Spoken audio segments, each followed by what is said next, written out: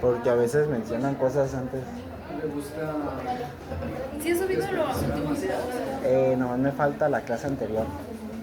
El de fisio no lo grabé, no sé cómo grabar pantalla. Bueno, es que según yo en Google Meet, sí puedes grabar pantalla, pero no audio. Entonces no me sirve. Lo que más gusta es el audio. Como estas presentaciones, si las veo así como tal, no las entiendo, pero ya con las explicaciones de la maestra, ya que... Sí, porque hay veces que nada más pone de que un concepto y pues aquí hay clases y en la presentación. Sí, eso, sin audio no sirven, yo creo. Es lo mismo que te das presentaciones puras.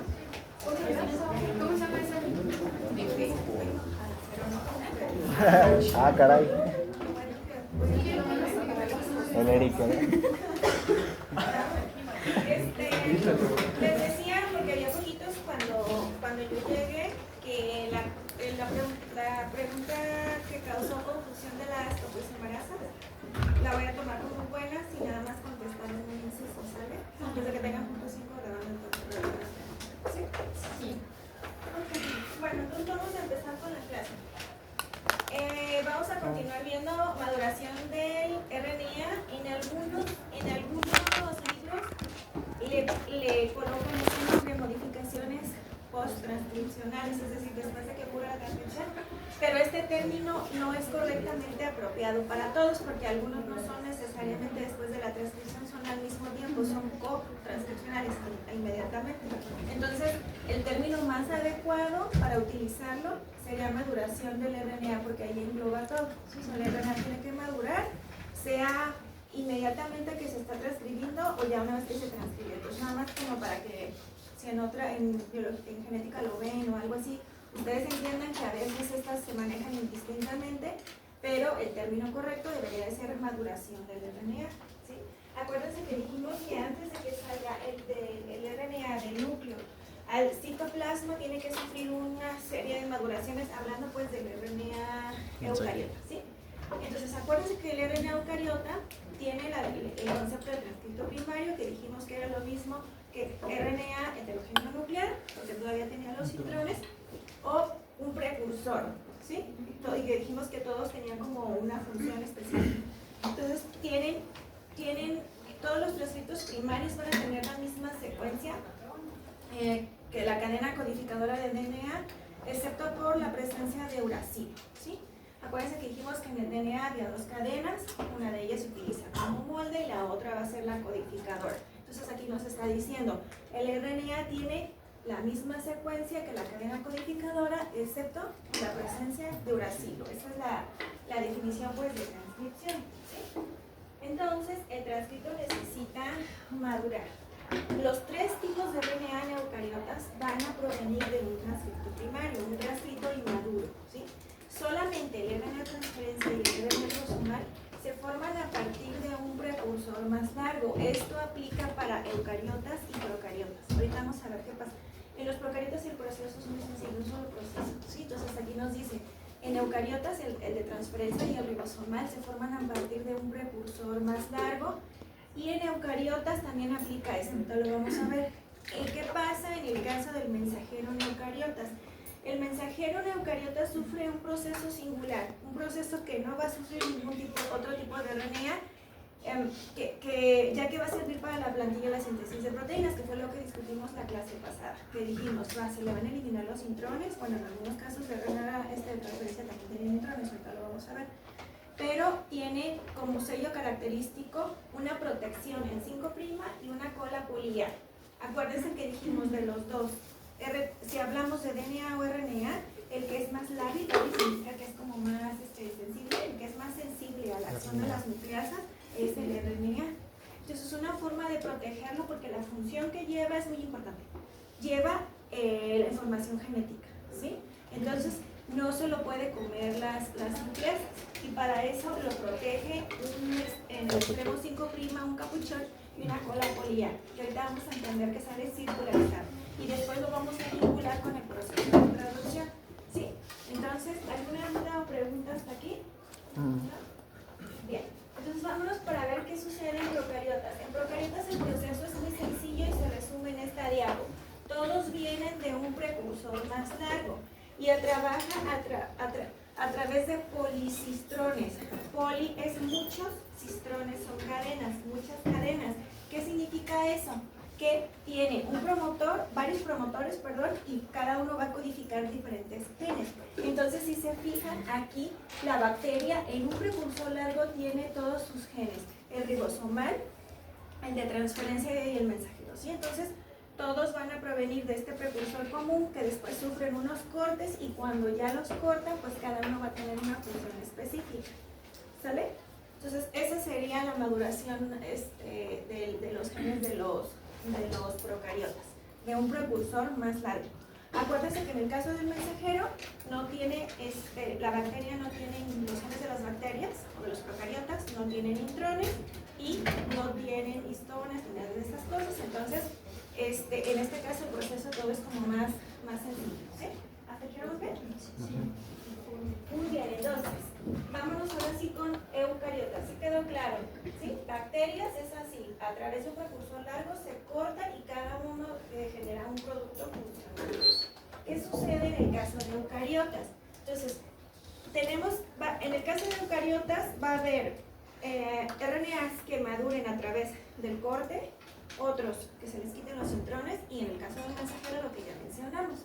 Entonces, en función de sus intrones, estamos hablando de los que van a tener intrones, se clasifican en 4 grupos. Si pudiéramos hacer la diferencia y agruparlos en 2, nos fijamos que el 1 y el 2 son autocatalíticos. ¿Qué significa eso?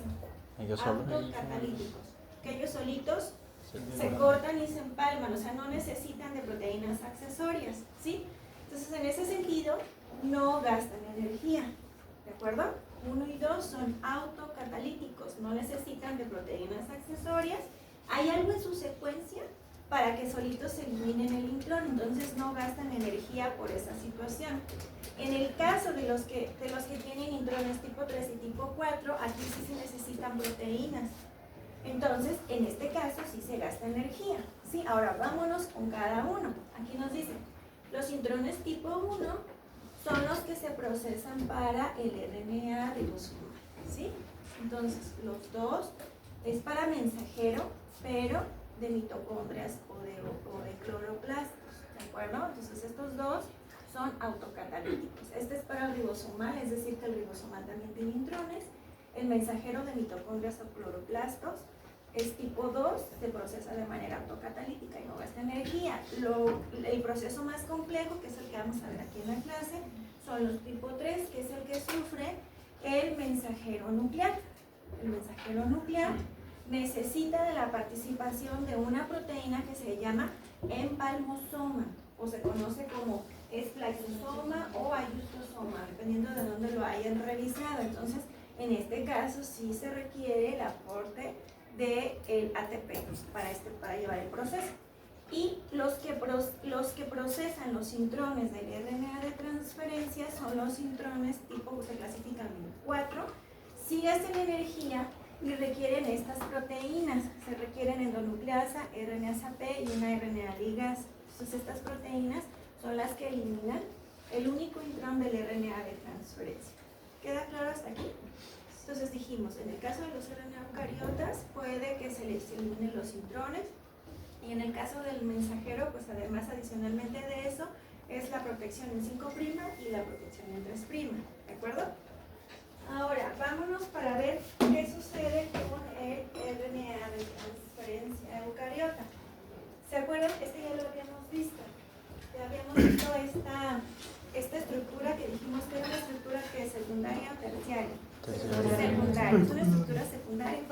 pasador.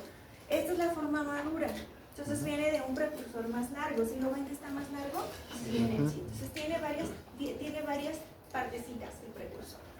En 5' tiene un extremo más largo que va a ser removido. ¿Sí? Si se fijan allí ya no lo tiene. Entonces, primera modificación del si les preguntará cuáles son las 4 modificaciones que sufre el RNA de transferencia eucariotas, son las que están aquí. Número 1, se le elimina la secuencia líder en 5', ¿sí?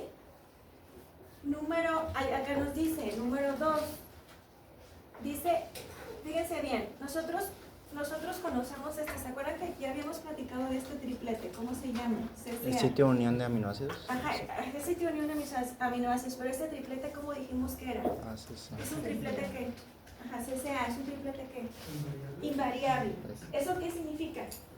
Que siempre lo vamos a encontrar. O sea, no importa que aquí lleve metionina, alanina, valina, cualquier aminoácido, siempre va a llevar este triplete.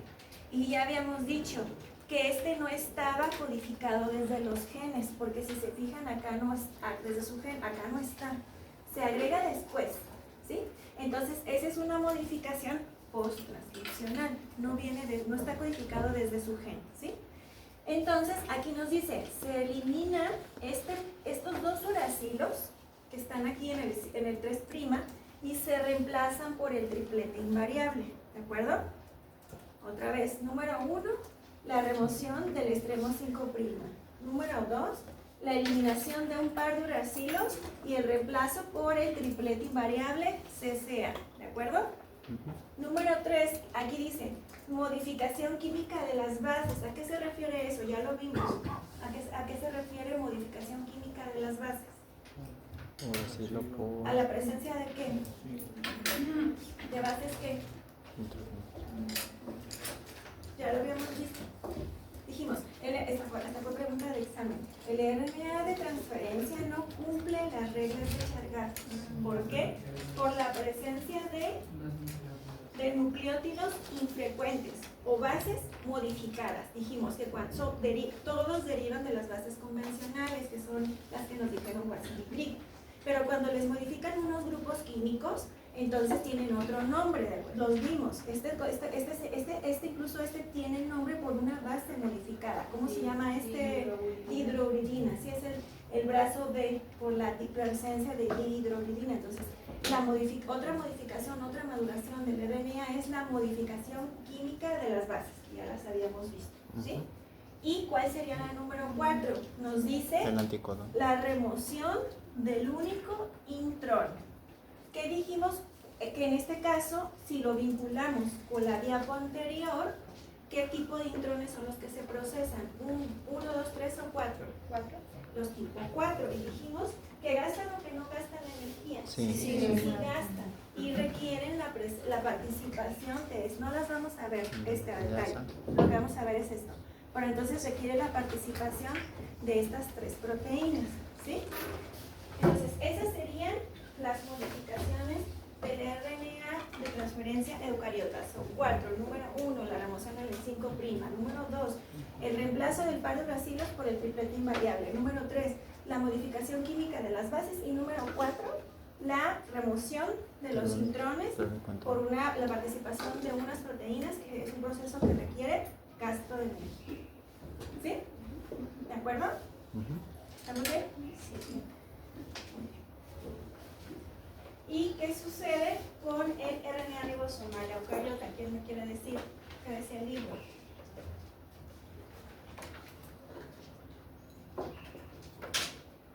¿Nadie? Sí. ¿A quién se parece? ¿A cuál de los procesos se parece? Se parece al otro, nomás cortas secciones específicas. Ajá, ¿cuál se parece? Al de los procariotas. Entonces significa que viene de un precursor más largo. ¿Estos qué son? 18S, 5.8S y 28S, ¿qué son? ¿Qué son? Los ribosomales. Los ¿RNA ribosomales cuáles son? Largos, ¿quién los produce? La polimerasa. La polimerasa 1, ya los vimos. Entonces todos vienen codificados en el mismo gen. El 5S, que es el más chiquito, se codifica en un gen aparte, pero los ribosomales largos se codifican en el mismo gen. Vienen de un precursor común y es más largo.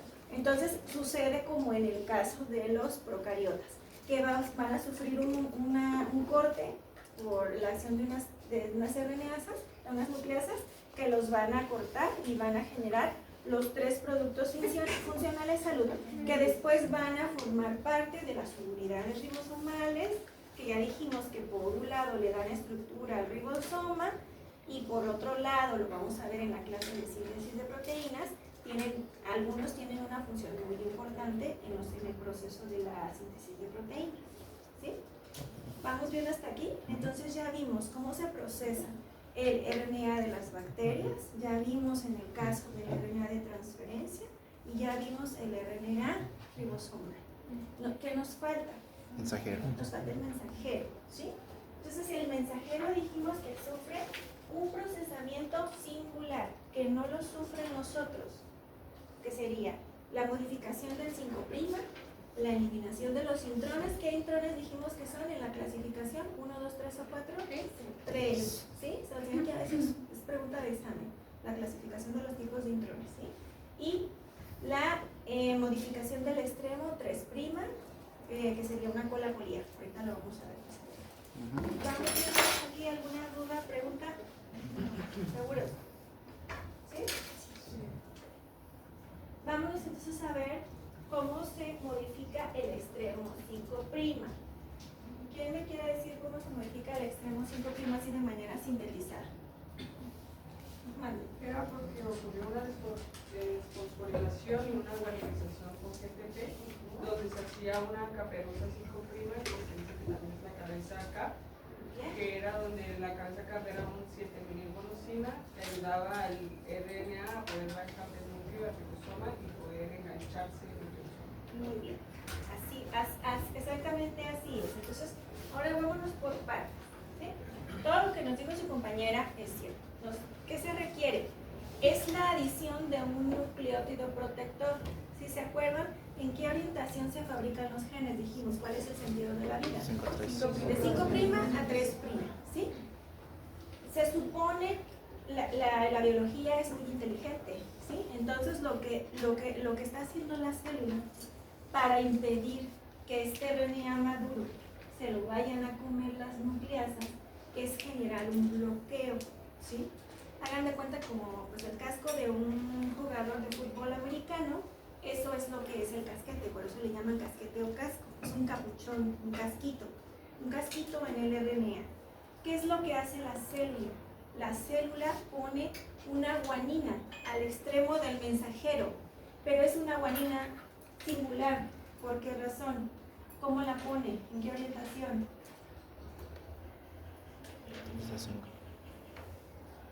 La pone de cabeza. Cuando la pone de cabeza, genera un enlace 5', 5'.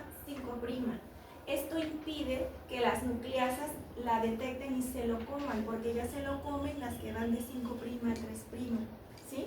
Entonces hagan de cuenta que ese 5' hace como un bloqueo y no deja que una nucleasa se lo come, ¿de acuerdo? Entonces lo que hace la célula es incorporar una guanina, pero la guanina la pone de cabeza, para que quede una orientación 5' de la guanina aquí con la 5' del otro nucleótido que iba a empezar el RNA, ¿sí? ¿Sale? Entonces aquí, esta adición de nucleótido protector se hace en 2 pasos, que es lo que nos dijo Melanie. Primer paso, se defosforila uno de los enlaces y después se le agrega la guanina de cabeza. Cuando al proceso de agregar una guanina de cabeza se le conoce como guanililación. Anótela porque hay otro concepto que viene más adelante y se confunde. Guanililación es el proceso de añadir una guanina de cabeza, ¿sí? Y entonces genera un enlace no convencional en el extremo del mensajero 5', a través de una enzima. La enzima que transfiere la guanina se llama guanililtransferasa, ¿sí? La guanililtransferasa añade la guanina de cabeza y esto le deja un enlace 5', que la hace inaccesible a la acción de las nucleasas y por lo tanto alarga la vida media del mensajero. Y también es cierto que a través de la identificación de este casquete es que se puede incorporar a las unidades ribosomales después para que puedan leerlo en el citoplasma, hablando pues en la síntesis de las proteínas. ¿Sí? Entonces, después se vincula con el proceso de traducción. Pero recordemos que ahorita este proceso que está aquí está ocurriendo ¿en qué compartimento celular? En el núcleo, todavía está en el núcleo porque está inmaduro. Sí, ya salió, o sea, ya se sintetizó, pero necesita madurarse. Ahora, fíjense bien, dijimos hace ratito, hay procesos que son post-transcripcionales y otros que son co-transcripcionales. Este proceso es co-transcripcional. ¿Qué significa eso? Que inmediatamente que se produce el mensajero ya se tiene que añadir el nucleótido protector, porque si eso no pasa, se lo van a comer, ¿sí? Entonces, inmediatamente que se produce ya se le está añadiendo la guanina de cabeza, ¿sí? Entonces, otra vez, la formación de la caperuza involucra dos pasos consecutivos, la fosforilación y la guanililación. La guanililación es pegarle una guanina de cabeza a través de una guanililtransferasa, dejando una orientación 5', 5' en el extremo de la cadena para impedir que las nucleasas se lo vayan a comer, ¿sale? Pero no es lo único que pasa. ¿Qué más sucede en esa caperuza? No es lo único, es decir, la célula normal le pone el capuchón y ahora ya te vas. ¿Qué más? En ese extremo 5', ¿qué más? Fosforilación. Se metila, ¿sí? Se metila también. Entonces, aquí nos dice, si identifican que la guanina está de cabeza, aquí vemos este sería el primer nucleótido, ¿sí? El original. Y nos dice, se elimina, ya ven que decía fósforo, se defosforila, se elimina un grupo fosfato. ¿Se acuerdan cuando vimos la primera clase? Que dijimos que la mayoría de los ácidos nucleicos estaban en forma monofosfatada, pero que va a haber casos en donde en el extremo va a haber formas trifosfatadas y que cada fosfato se numeraba como alfa, beta, gamma, ¿sí? Entonces se pierde se defosforila. ¿Para qué? Para que se vincule la guanina de cabeza, ¿sí? Entonces, primer paso sería defosforilación. Segundo paso, la guanililación. ¿Quién dijimos que lo hace? ¿Cómo se llama la enzima? Guanililación. ¿Sí? Y luego, generando un enlace 5', 5'. ¿Sí? Entonces, este sería inicialmente el nucleótido 1, pero ahora pasa a ser el número 2, porque el 1 ahora ya va a ser la guanina de cabeza. ¿Sí? ¿De acuerdo? Y entonces, a estos dos procesos de fosforilarlo más guanililarlo se llama guanosilación, por eso les decía que anotaran el otro, ¿sí? Guanililación es añadir la guanina, pero los dos juntos se llama guanosilación, ¿sí? ¿Preguntas? ¿No?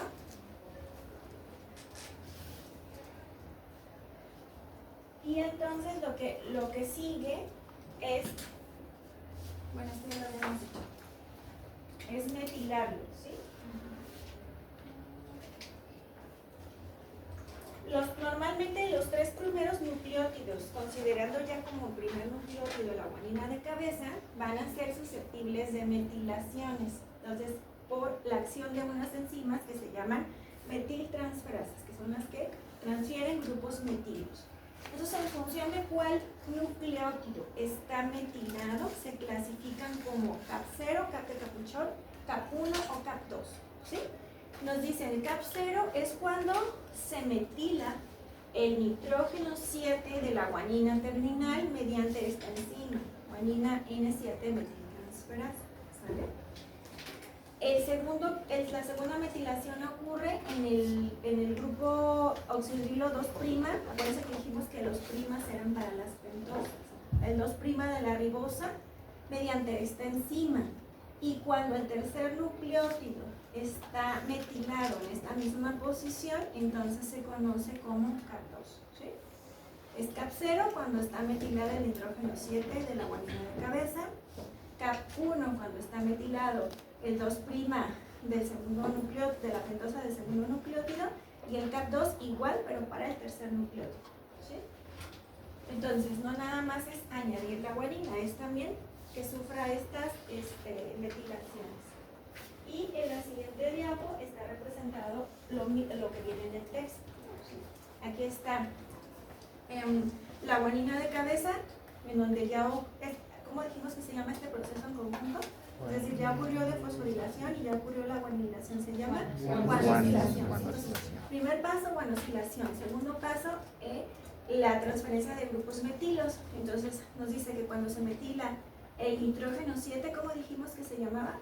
De la guanina se llama capsicero. Y luego si se metila el 2' del segundo nucleótido, sería cambio 1, y lo mismo pero para el tercero sería cato, ¿sí? Entonces nos dice, estas enzimas, es decir, estas que están aquí, una trifosfatasa, la guanililtransferasa y la metilasa, se reclutan por un factor de elongamiento que se llama HSPT5, que está unido al carboxi terminal de la RNA polimerasa tipo 2. ¿Esto qué significa? Esto nos ayuda a entender que el proceso de transcripción y de protección del 5' están vinculados, por eso se llama cotranscripcional, ¿sí? Porque este factor es el que recluta estas enzimas para que inmediatamente que se produce el mensajero, él se esté protegiendo en su extremo 5'. ¿De acuerdo? Eso es lo que nos dice esta diapo.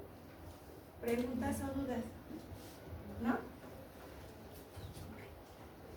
¿Y qué sucede en el extremo 3', dijimos?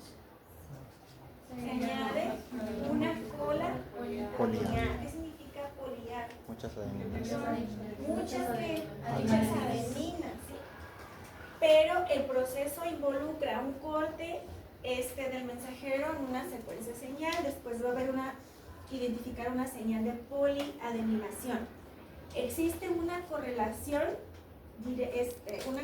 positiva entre la cantidad de adeninas y la vida media de ese mensajero, es decir, entre más larga sea su cola del mensajero, más tiempo va a vivir en el citoplasma.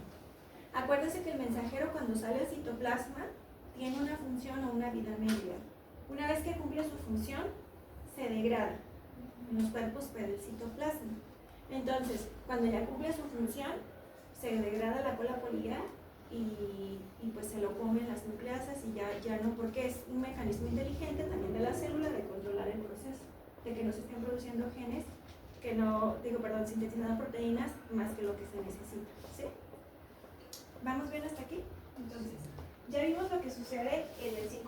Ahora vámonos al extremo 3'.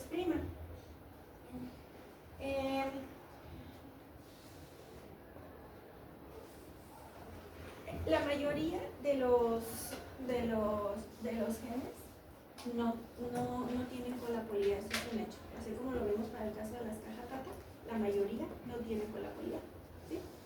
Entonces, todos prácticamente, bueno, muchos son poliadenilados, pero hay ejemplos de genes que entonces no tienen esta cola poliar, y para nosotros, o los que son más familiares, pues son las histonas, esas ya los vimos, ¿sí?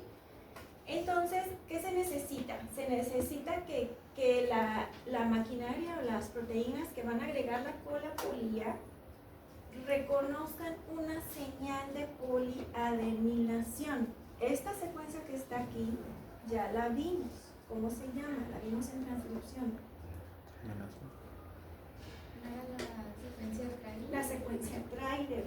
La secuencia trailer es la señal de poliadenilación. Cuando la identifica, que tiene este nombre AA, U y 3A, es la secuencia trailer o la señal de poliadenilación.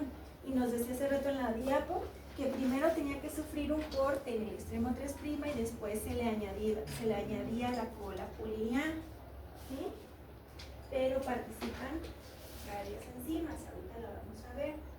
Entonces es importante que sepamos que la secuencia trailer es la señal o lo que le da sentido a la maquinaria para saber que tiene que agregar la cola poliar, ¿sí? ¿Alguna duda? ¿Vamos rápido?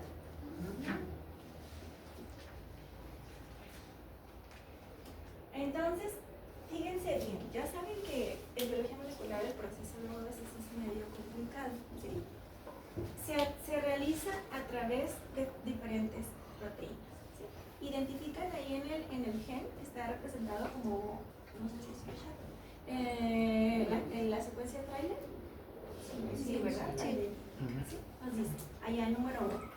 La generación de las estructuras terminales en 3' requieren de una endonucleasa. La endonucleasa corta, endo es adentro, ¿sí? La endonucleasa está constituida por 2 proteínas. Estas 2 proteínas son los componentes F1 y F2, ¿sí? Entonces su función es hacer un corte. Y luego nos dice que hay un factor estimulador que se llama CSTF, que se va a pegar en una secuencia rica en guaninas y uracilos, ¿sí? Corriente abajo del mismo punto de donde va a ocurrir el corte, ¿sale? Pero nos dice que requiere también la presencia de otra proteína, que es esta que está aquí, que es el componente específico, que es el que reconoce la secuencia trailer, ¿sí? Entonces realmente se necesitan todas estas. Se necesita que haya el CPSF, reconoce la secuencia trailer. Luego se va a pegar este componente CSTF, que es el que va a pegarse en el tramo o en el pico de guaninas y uracilos, y adyacente a él va a estar la endonucleasa, que va a hacer un corte, ¿sí? Entonces la célula ya sabe que aquí se identifica la secuencia trailer y a partir de aquí se tiene que agregar la cola poliar. Pero este segmento le estorba y lo va a cortar, se va a perder, ¿de acuerdo? Y enseguida ahora sí se añade la enzima que añade la cola poliar. ¿Cómo se llama esa enzima? Se llama poliapolimerasa, que es la que está aquí, ¿sí? Entonces, primero se identifica la secuencia trailer y se pegan otras 2 proteínas, una que tiene la función de endonucleasa, que va a hacer el corte. Enseguida que hace el corte entra la poliapolimerasa a añadir la cola de poliar. Y luego nos dice, una vez que se genera la cola poliar, que es esta que está aquí, hay otra proteína que se llama proteína de unión a la poliapolimerasa, que va a proteger los segmentos de la cola poliar, ¿sí? Y es así como ese mensajero va a quedar protegido en su extremo 3'. ¿De acuerdo? ¿Dudas o preguntas? ¿Vale? Proteína de unión a la poliar, que es esta que está aquí, PBP. Anoten que en el examen se confunde. La poliapolimerasa no es lo mismo que la proteína de unión a la poliapolimerasa. La función de la poliapolimerasa es de la poliapolimerasa es añadir la cola poliar, y la función de la proteína de unión a la poliapolimerasa o PBP es proteger la cola poliar, ¿de acuerdo? Ahorita lo vamos a ver en un video. ¿Alguna duda o pregunta? ¿No? Entonces, si se fijan, lo que se tiene que hacer es reconocer la secuencia trailer con la ayuda de este componente. Después se pega este otro y la participación de la endonucleasa hace que se corte el 3'. Enseguida entra la poliapolimerasa a agregar la cola poliar, porque nos decía por ahí que se añaden hasta 250 nucleótidos de adenina, y después a esa colita se le va pegando otra proteína que se llama PBP o proteína de unión a la poliapolimerasa. La que funciona como endonucleasa, ¿se pega únicamente una de las dos? ¿CP1 o CP2? Ajá, se pegan estos dos. ¿Los dos juntos? Sí, los dos tienen la misma actividad. Sí, los dos. Hagan de cuenta que funciona.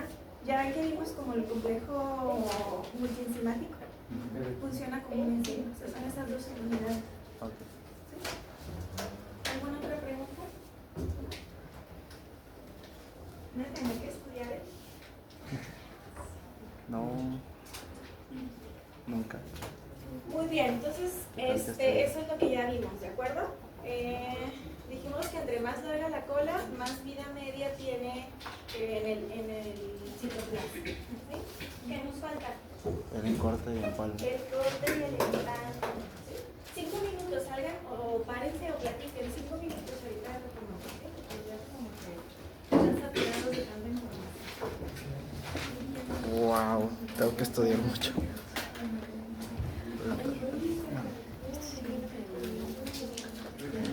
¿Se viene todo eso? Ah, no sé. Yo no leo.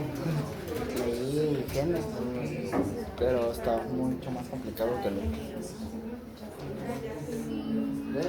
Vamos a ver.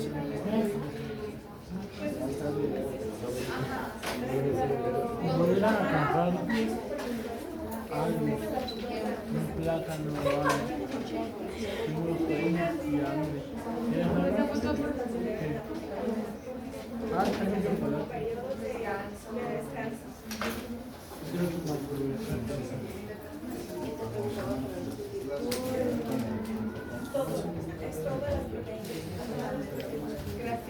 Por nada.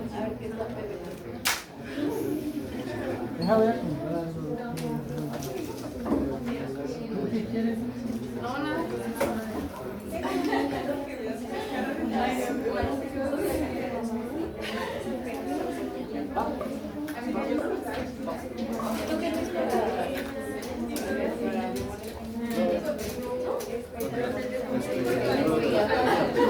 Ya vi que está muy feo. Salta de lo que no hay aquí. Ay, qué enviado. Es que vi que era Javis, pero muy... Así como la chile. Oye, esa chile no la compraste. No, ya vas a quedar bien por otra cosa.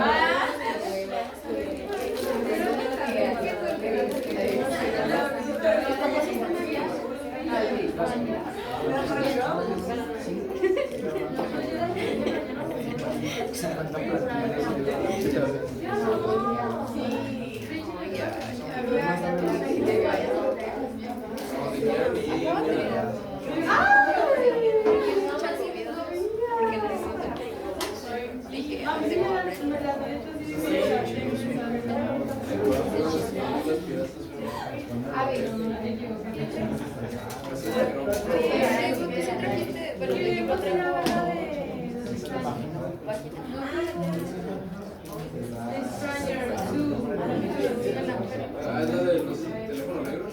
No, pero es la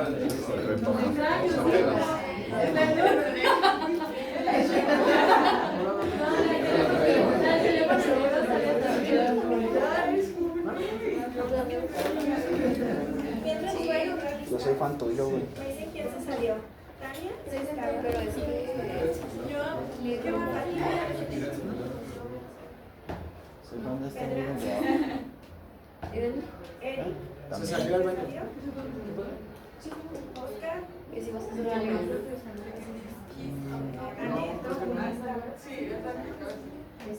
Juan Pablo. Joa.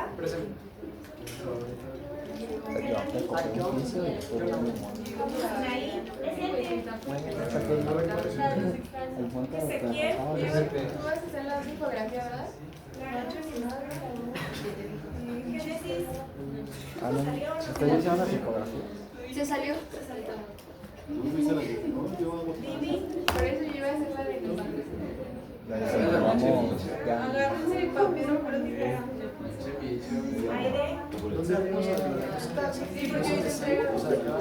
La de Emiratos y Plaza, la que se encarga de convertir ATP a MP cíclico.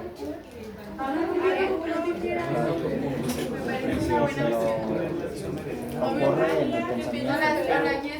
Como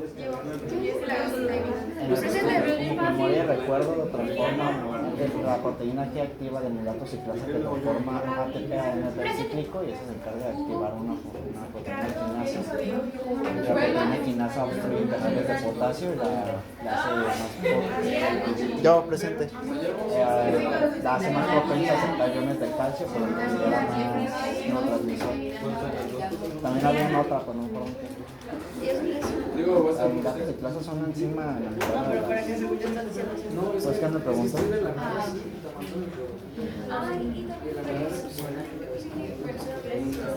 Pero sí, es eso. Transforma ATP a MP cíclico. Y cuando se llega a ¿Exposición de caso a nosotros? No, es que en memoria y pensamiento, cuando la terminación sináptica, la potenciadora, estimula la presináptica, la que libera el neurotransmisor, libera un neurotransmisor que es serotonina, que estimula su receptor, y eso activa una proteína G. La proteína G activa la adenociclasa y transforma ATP a AMP cíclico. El AMP cíclico estimula la proteína quinasa A, y la proteína quinasa A, una de dos, si es para corto plazo, cierra por canales de potasio, y al cerrar canales de potasio, empieza a absorber más calcio, y al absorber más calcio ayuda a la exocitosis del neurotransmisor, que es glutamato. Y en el caso de que sea a largo plazo, se viaja por todo el axón, llega a una proteína que se llama SEMS, algo así, o CEP, algo así, y esa modifica genes que empiezan a ayudar a la proliferación de nuevas terminaciones sinápticas. Ay, cómo cuando.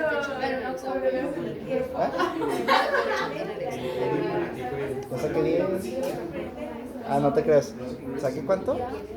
El de biomole. Sí, saqué 10. Pero en el edificio, a ver cómo nos va. O sea, yo me lo sé, pero puras pinches preguntas raras no.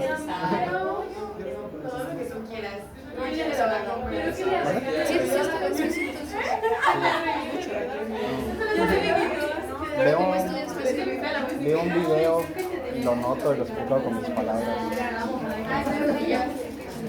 Pero ¿y cómo sabes qué tema? O sea, lo ves mientras vamos viendo los temas.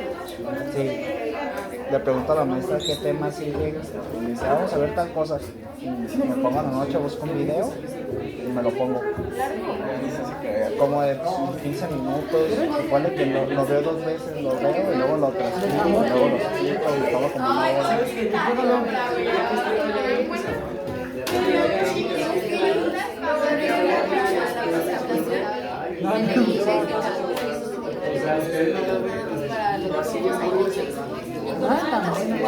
Una naranja todavía.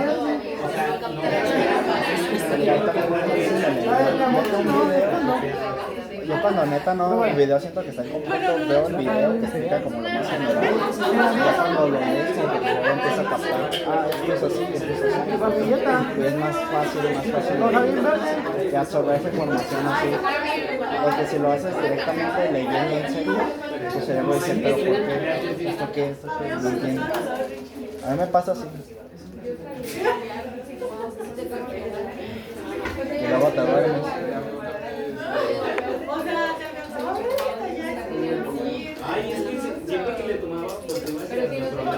Creo que la de Milato de Plaza también estaba en el... Tengo mis pensamientos. Pero también estaba en otra parte de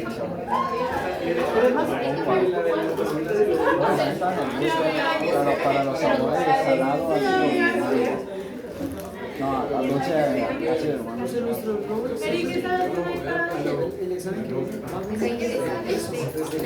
Va a venir desde el primer tema que vimos que es ¿cómo se llama? Uso muscular. Desde uso muscular, que es arco reflejo, hasta lo que estamos exponiendo. ¿El compré? ¿Qué?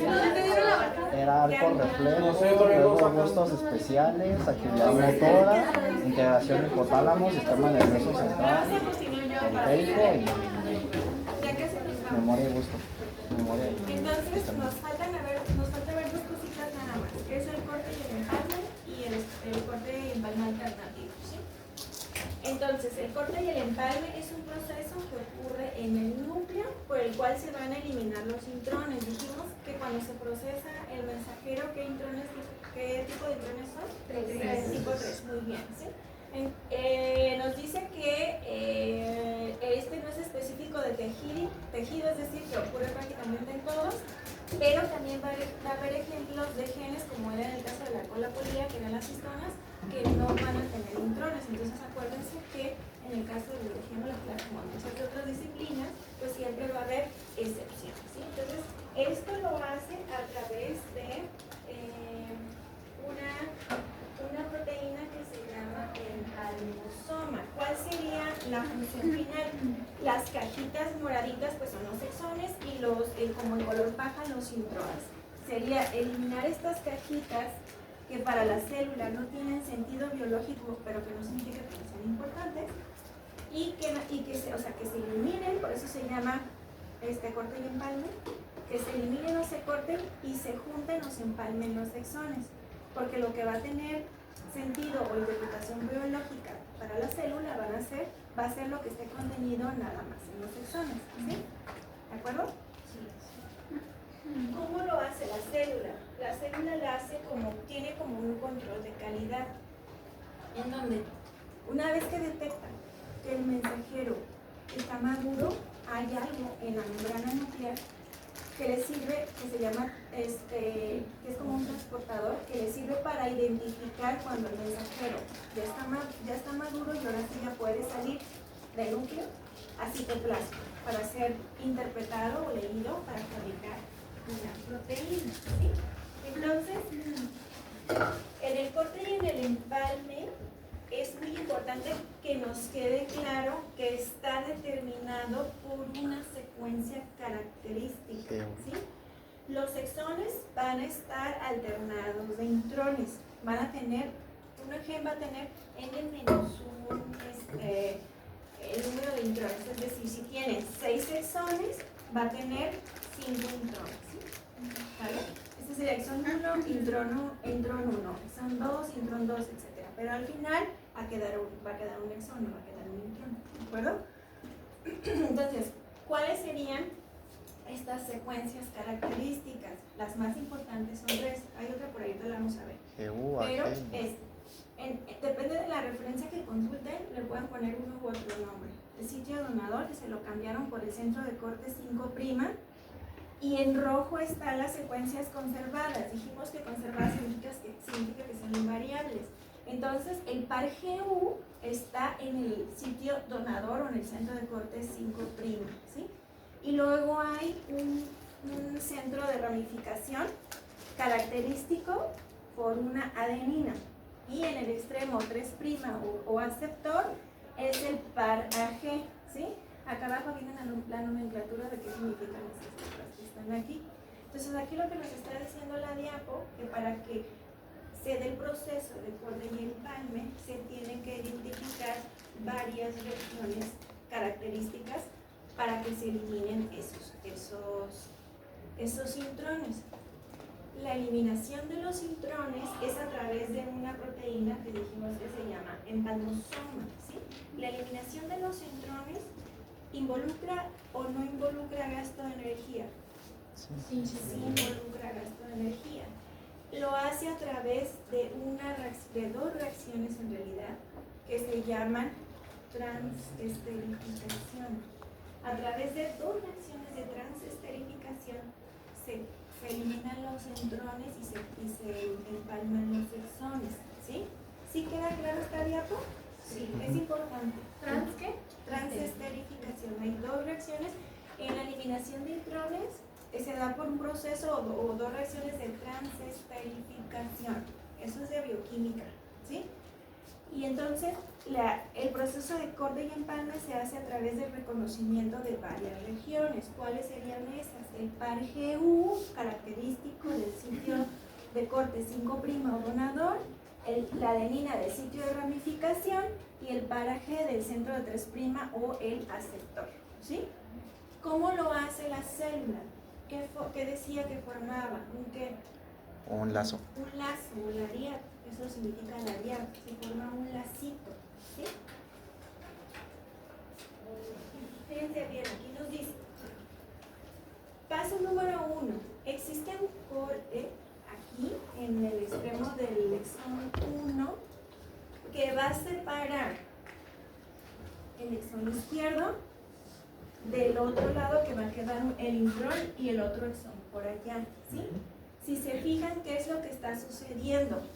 Está formándose, esto que está acá es el lazo, ¿sí? Esto que está aquí es el lazo, la área nos dice, se forma un enlace entre la guanina de quién? Del donador. Del donador con El sitio de... Con la adenina del sitio de ramificación, que es lo que nos dice aquí.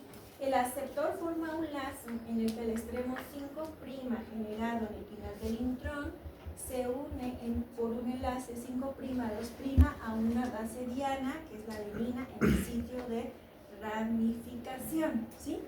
Aquí ocurre la primera reacción de transesterificación, ¿de acuerdo? Aquí. La segunda ocurre cuando se juntan estos dos exones, ¿sí? No hemos visto el empalmosoma, estamos viendo nada más de manera general. Entonces, en la siguiente diapo nos es, perdón, ¿quieres tomarle foto? ¿Me regreso? Sí.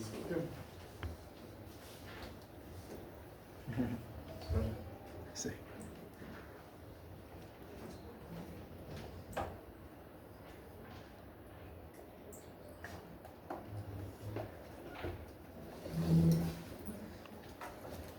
¿Listo? Sí. Muy bien. Y luego nos dice, después va a existir un corte en el punto 3' liberando el intrón, o sea, dejándolo acá ya libre, y va a juntar los dos exones. Y eso es lo que se conoce como empalme, y es aquí donde ocurre la segunda reacción de transesterificación. ¿Qué le sucede a este intrón? Se degrada. La mayor parte del tiempo se degrada. Pero acuérdense que vimos otros tipos de RNAs, ¿cómo se llamaban? Que tenían función reguladora o catalítica. Que eran pequeñitos. Ya no queda. No, pequeños nucleares. Los pequeños nucleares participan en el corte de Es RNP. algo Los así. Mirnas o los Ah, mirnas. entendido. Los mirnas, dijimos que los mirnas normalmente estaban codificados en el mismo intrón que produce el gen. Entonces, este es el ejemplo. Vamos a suponer que este sea un mirna. Su función antes de degradarse sería irse a comer a este gen para que no esté generando demasiada proteína. Es una medida de regulación, una autorregulación, ¿sí? Entonces, en la mayoría de los casos, este no nos va a servir y se va a degradar. En otros casos son el ejemplo de los mirnas, que van a ir a regular al mismo gen que lo están produciendo, ¿sí? Acuérdense que lo habíamos visto. En el caso no pueden ser mirnas porque los mirnas son de origen externo, estos son orígenes, este es origen nuclear. Ese sería un ejemplo de ese tipo de genes, ¿sí? ¿De acuerdo? Sí, sí. Bien, entonces, ¿cómo dijimos que ocurre, mediante qué mecanismo ocurre el proceso de corte y empalme? Con dos reacciones de transesterificación. ¿Sí? Entonces, el primero es el ataque nucleofílico cuando ocurre el ARIA, y el segundo es cuando se empalman los exones. Es ahí donde ocurre la segunda reacción de transesterificación. ¿Sí? Esto lo hace a través de una proteína llamada empalmosoma o esplaisosoma. Que en realidad, ¿qué es el empalmosoma? Está constituido, es un conjunto de proteínas con RNAs, pequeños nucleares. Entonces, cuando se juntan estas dos cositas, el RNA pequeño nuclear con proteínas, se le llama ribonucleoproteína, ¿sí? Porque es la acción de ambas, ¿de acuerdo? Y nos dice, el empalmosoma está constituido por estos RNAs pequeños nucleares, del U1 hasta el U6 menos ¿cuál? El 3. El 3 no forma parte del empalmosoma, ¿sí? De U1 a U6 menos el 3 forman el empalmosoma.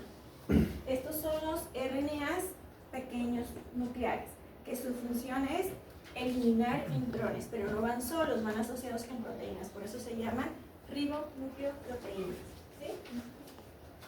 En este cuadro que viene están representados los diferentes RNAs pequeños nucleares. En amarillo pues, no corresponden al empalmosoma y nos dicen en qué participan, ¿sí?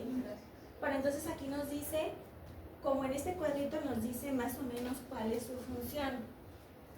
No quiero que se aprendan todos. Va a haber protagonistas. Los protagonistas esos a lo mejor son importantes. En la siguiente diapo, no quiero que se vayan a asustar, porque viene el proceso más al detalle.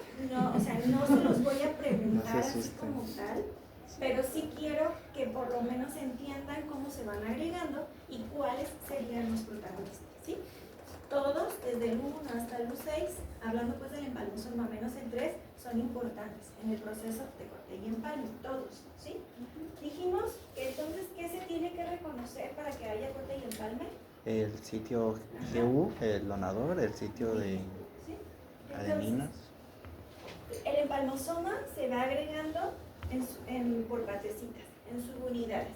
Va a haber variantes, que no las vimos hace ratito, que son como estas que están aquí, y puede haber otros. El genes, por ejemplo, hablan un montón, ¿sí? Y ahí no nos vamos a meter. Nada más, quiero que ustedes entiendan que las subunidades del empalmosoma se van a ir agregando en partecitas hasta formar todo el empalmosoma, que se conocería como empalmosoma verdadero.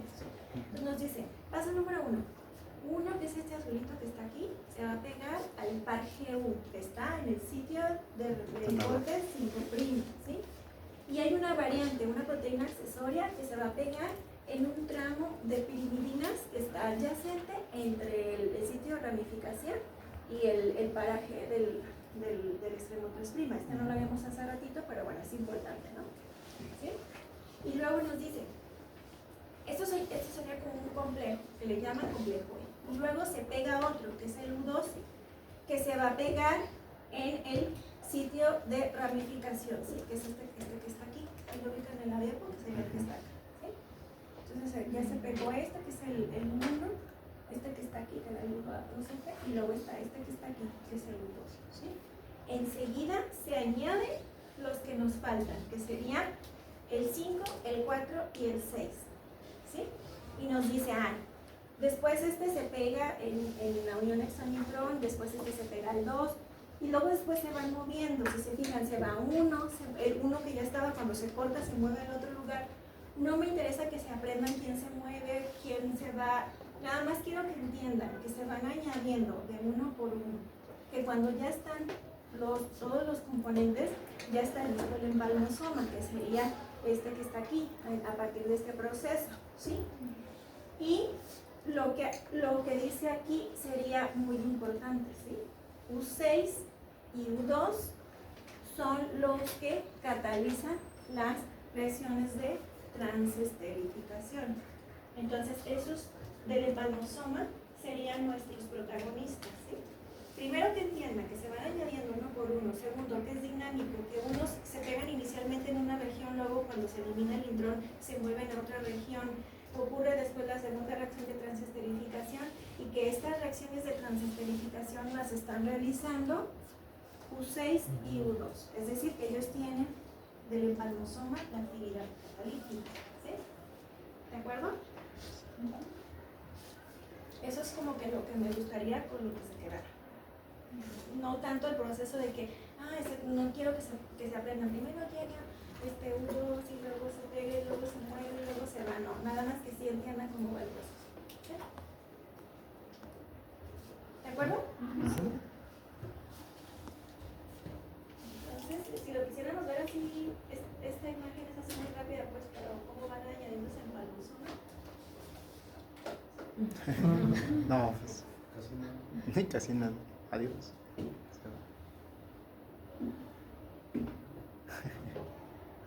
¿Sí? Entonces ya vimos las 3 maduraciones que sufre el mensajero. ¿Qué nos falta ver? Nos falta ver algo que se llama El alternativo. splicing alternativo. ¿Para qué sirve eso? Para formar nuevas proteínas a través de un mismo gen. Ajá. ¿Sí han escuchado el concepto de isoformas? ¿Iso? En bioquímica, ¿qué son isoformas? Son. ¿Qué son iso? Ajá. Entonces, ¿qué serían? Es como una serie de las mismas proteínas, pero de diferentes formas. Ajá, o sea, más o menos son de la misma familia, pero que pueden tener diferente función. ¿Sí? ¿Han escuchado que de repente existe algunas proteínas que son tejido específicas? Unas que nada más están en cerebro, otras que nada más están en pulmón, otras en riñón, etc. El mecanismo de splicing alternativo normalmente explica que sean tejido específicas. ¿Cómo lo hace la célula? Nos dice que aproximadamente el 50% de los genes eucariotas son susceptibles de ser editados mediante splicing o el corte y empalme alternativo, que son regulados por ciertas proteínas que activan o reprimen el proceso del splicing, ¿sí? ¿Cómo lo hace? Sé que este no es el mejor ejemplo porque pues trae las cajitas muy amplias, pero si se fijan, las cajitas en colores representan exones, ¿sí? Y entonces nos dice, cuando tenemos esta conformación, si se fijan, tiene como estas dos partecitas que están acá, ¿sí? Estos dos exones que no están presentes aquí. ¿Sí? Entonces nos dice, cuando tiene toda esta secuencia, representada como esas cajitas allá de color verde, o esos variantes, nos dice, esta proteína es tejido específica de fibroblastos, ¿sí? Los fibroblastos, ¿en dónde están? ¿Dónde? Y luego nos dice, cuando no tiene estas cajitas que están aquí, esos exones, entonces esta proteína es específica ¿para qué? Ajá, ¿dónde está el patecito? ¿Sí? Entonces, ¿cómo lo hace la célula? La célula tiene proteínas que intensifican o inhiben el corte y el empalme. ¿Eso qué significa? Que hace, por ejemplo, en este caso, está codificado la proteína que va a representar o que va a ir para fibroblastos, tiene que tener de esta secuencia a esta secuencia, ¿sí? Y hay proteínas que bloquean los sitios de corte y empalme de estas dos cajitas y por lo tanto tendríamos esta otra variante. Entonces, el corte y el empalme alternativo involucra identificar diferentes sitios de corte y el empalme que generan diferentes combinaciones de proteínas. Muchas de ellas pueden tener una función, como ya lo vimos aquí, que son tejido específicas. Otras pueden no tener, muchas proteínas son truncas. ¿Qué significa truncas? Que están como mochas, ¿sí? Y luego uno dice, pues esa proteína no sirve para nada, pero también han encontrado que ese tipo de proteínas funcionan como kamikazes, ¿sí? Hagan de cuenta que se ofrecen como voluntarias para distraer, ellos de que distraerte conmigo y deja las proteínas que van a ejercer una función. Entonces uno piensa que a veces ese tipo de proteínas no sirve para nada, pero en realidad lo que están haciendo es ofrecerse como inmolarse para que ellas sean atacadas y las que de veras importan pues vayan y hagan su función, ¿sí? Entonces no sé si queda claro, así de manera muy general, porque lo vamos a ver así en específico, cómo es que funciona el corte y el empalme alternativo. Significa que van a generar diferentes variantes de proteínas a través de identificación de diferentes sitios de corte y empalme. Va a haber proteínas que faciliten la combinación de ciertos exones y otras que las impidan, ¿sí? Entonces, muchas de ellas tienen una actividad tejido específica, pero otras pueden tener otras funciones que le llamamos reguladoras, aunque no sepamos para qué sirven, ¿sí? ¿Vale? ¿Qué ejemplos de lo que ya vimos les podrían a ustedes a lo mejor dar algún sentido en la clínica? Hay una enfermedad que es una distrofia muscular oculofaringia, es una enfermedad autosómica dominante. ¿Se acuerdan? Es similar a lo que ya habíamos visto en el caso clínico de la sesión pasada. ¿Sí? También es una enfermedad por expansión de tripletes. ¿Se acuerdan que también ya lo habíamos visto en el caso de la enfermedad neurológica que vimos que era una expansión de poliglutaminas, que cuando había exceso de poliglutaminas generaba una proteína mal plegada que para el tejido donde se está acumulando, que en ese caso era cerebro, resultaba tóxico y entonces tenía manifestaciones neurológicas, alteraciones en la marcha, todo lo que vimos en el caso clínico pasado. Entonces en este caso ocurre algo similar. Normalmente debe de haber de 12 a 17 alanines y cuando hay un exceso por alguna falla en la PBP, ¿para qué dijimos que funcionaba la PBP? Ajá, protege la cola poliar. Sí, entonces cuando existe una mutación en esta proteína, la célula se vuelve loca y empieza a agregar más alaninas, Entonces, al haber más alaninas, empieza a haber acumulación de esta proteína que resulta tóxica y empieza a haber también alteraciones musculares y alteraciones en la marcha, alteraciones en la deglución. ¿Por qué? Porque su impacto de esa proteína en esos órganos o en esos tejidos es importante, ¿sí? Entonces, es tratar un poco, yo sé que vemos cosas que a lo mejor no deberían de estar en el programa, pero me gusta cómo va a ser el vínculo entre qué pasa si falla algo tan básico en un paciente, ¿no? Eso sería como enseñarlos a pensar un poquito de manera más integral, ¿sí? Perfecto. Y déjenme ver si encuentro los videos. Ya casi nos vamos.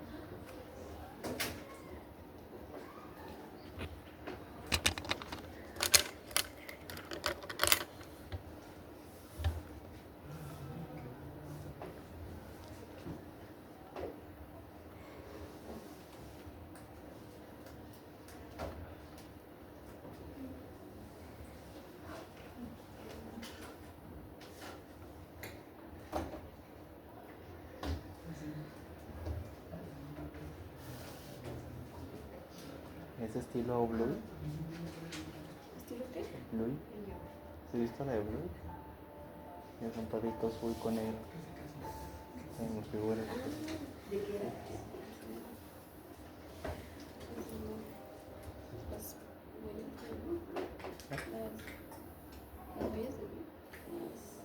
Huellas de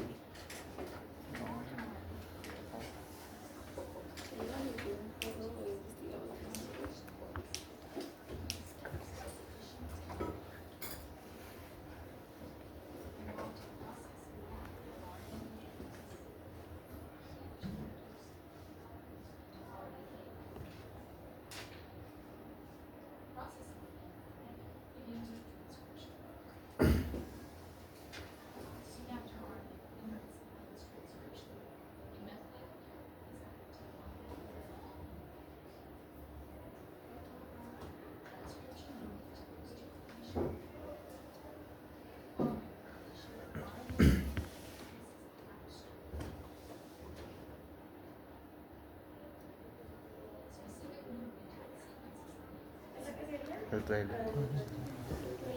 ¿Cuál? La Tiger.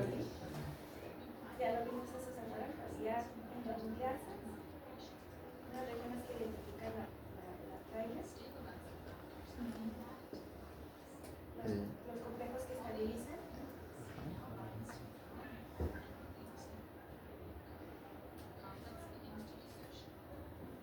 Ah, y se agrega esa. Eso moradito, ¿qué crees que sea? ¿Qué sería? Va a empezar a sintetizar la ¿Cómo se llamaba? proteína. SPB, algo así. ¿Y qué crees que es eso moradito? El que lo sintetiza. La proteína lineal a la poligrasa, que tiene la función de proteger las bolas poligrasa. Eso.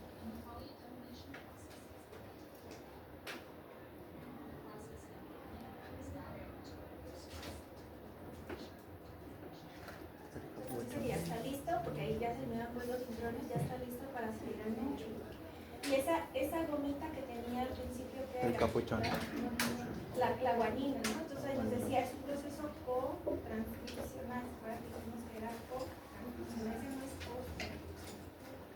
Y este que sigue es el del splice.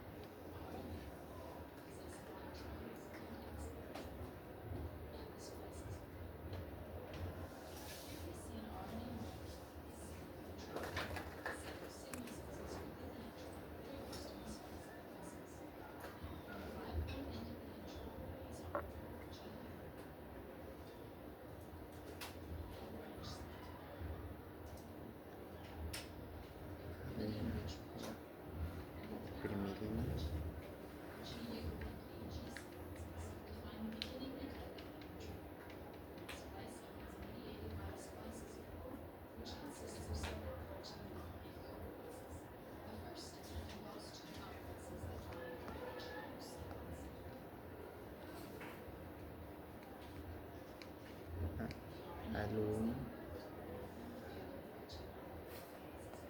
el U2.